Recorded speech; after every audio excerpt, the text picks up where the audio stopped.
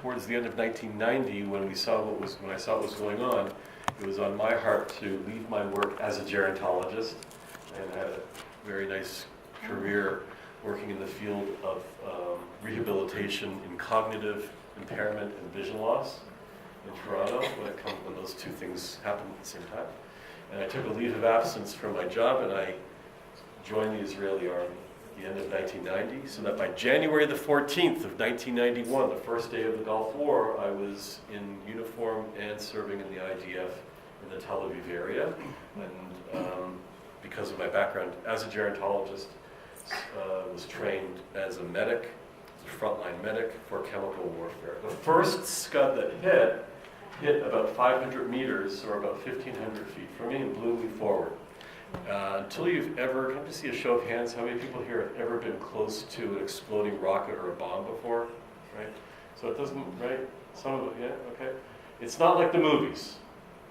It ain't like the movies. It's loud, it's deafening, it shakes you to the core. A lot of people don't also realize that, and we're going to see an example of this in a moment, that there's not only the actual bomb itself that explodes, but all the toys that are inside of it, all the shrapnel that's packed inside of it, that's another factor.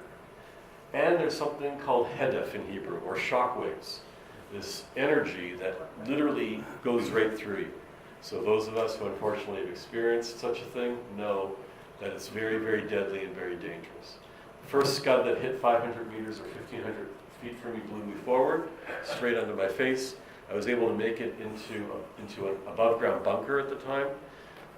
We were more concerned about chemical gas, and therefore these bunkers weren't very strong. What they did have is sealed windows, so if the windows broke, we'd have plastic sealing, like plastic sealants.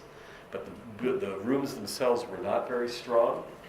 And so the second Scud that hit was about 300 meters or 900 feet from me, and buckled in the entire wall.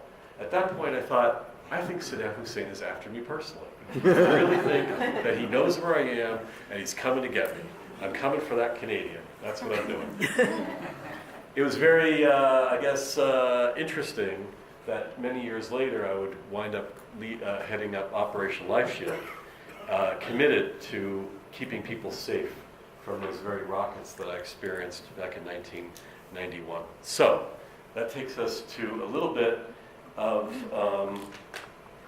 where we are today. Well, the situation today in Israel, and I mean today, I don't mean like today, like in quotes, like where are we today? I mean at this hour.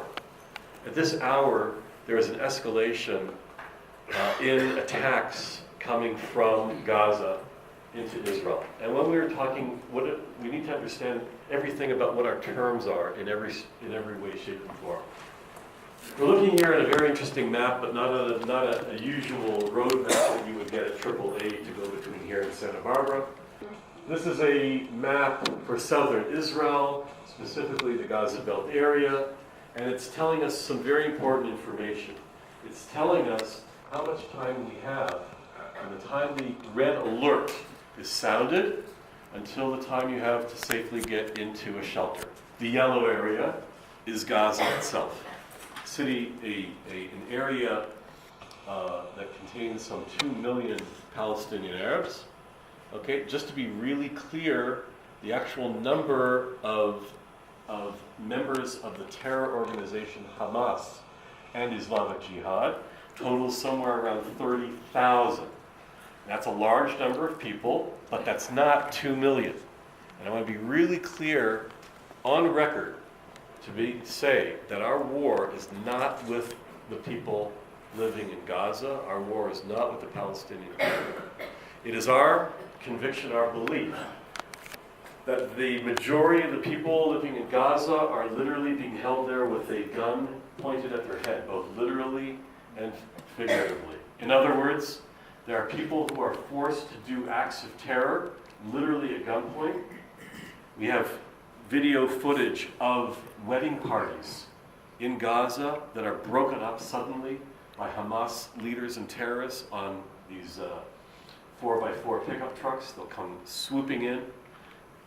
A lot of these weddings take place outside because you don't necessarily have a wedding hall that's going to accommodate They'll go in, they'll destroy the tables and the chairs, they'll run over the guests. We've even seen video footage of the bride and groom literally being executed at their own weddings, as sending a very powerful message if that family has not toed the line for Hamas. Okay, the last time there was free elections in the Gaza area was 12 years ago.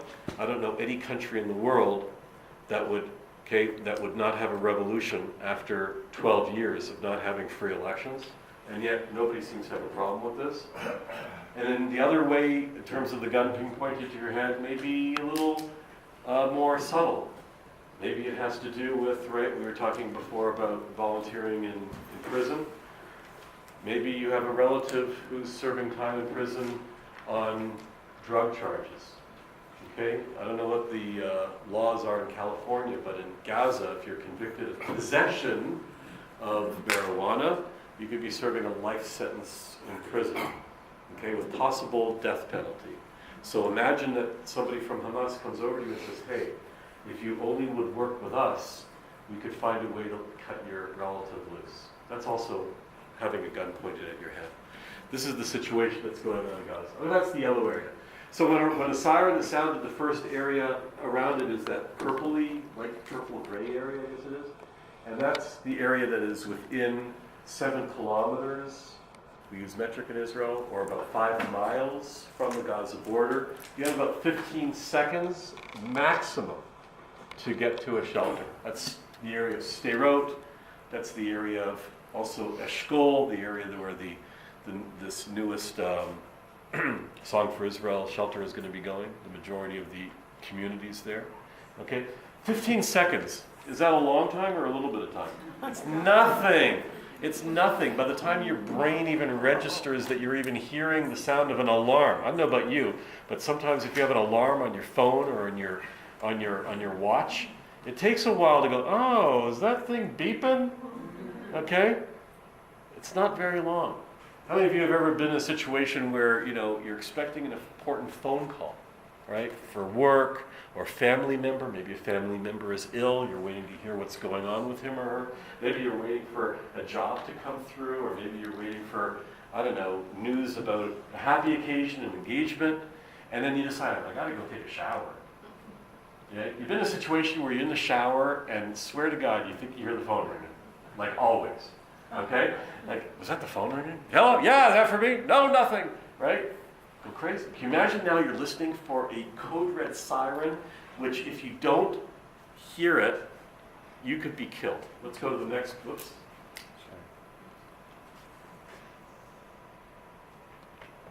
It's all here. It's all good? It either got hot or something. Oh, okay. We'll hold on for a second. The next range past that is going to be the area that is going to include places like Netivot, Ashkelon, places like that, and you get 30 seconds. You get a little bit more breathing space, but 30 seconds isn't very long either. That means that you can never really finish a conversation with a friend. It means that you're going to be standing having a dialogue with a friend of yours, knowing that any second now it could be interrupted. And that's the nature of what's going to go on. That creates a lot of nervous tension. Imagine that with rockets being fired into southern Israel for the past 12 years.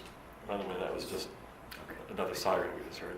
The last 12 years, 14,000 rockets hitting Sderot, for example. Imagine an entire generation of kids, and all they've ever grown up with is code red sirens and rockets falling in. So the orange area represents larger cities. Ashkelon is a city of 100, you see it at the top there of the orange area.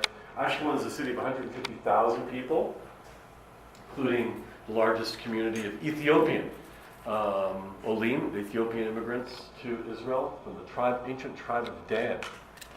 They've been reunited with the nation of Israel. They're living up there in Ashkelon. Okay, that's going to be there. Kiryat Gat, we just had, interestingly enough, a fire balloon with an explosive on it. The farthest it's ever actually traveled outside of Gaza 2 days ago just landed at the train station at Kiryat Gat. You see Kiryat Gat? That's almost 25 miles from Gaza. 2 balloons carrying an explosive device and bomb detonators called sappers detonated it. Ofakim is also there. It's in the south. We just placed 2 large bomb shelters at the Israel Tennis Center in Ofakim. And that takes us to the edge of the orange area. You got the pink area. Let's move for just a moment to the purple area as our last area. And there you have cities like Beersheba and Ashdod. Beersheba in the southern part of that purple range, and Ashdod. So everything from the beginning of the gray purple area all the way to the dark purple area, that whole range is 40 kilometers. It's 25 miles. We live you're here in California. You remember there used to be a TV show here called Beverly Hills 90210? Yeah. Remember, John? So like what was 90210? That was a zip code, right? So the idea was that if you lived in the 90210 zip code, it meant that you were cool. You were cool and you were hip and you were affluent, right? It was to give you an idea of the resilience and even the humor of the Israeli people. So so where do you live?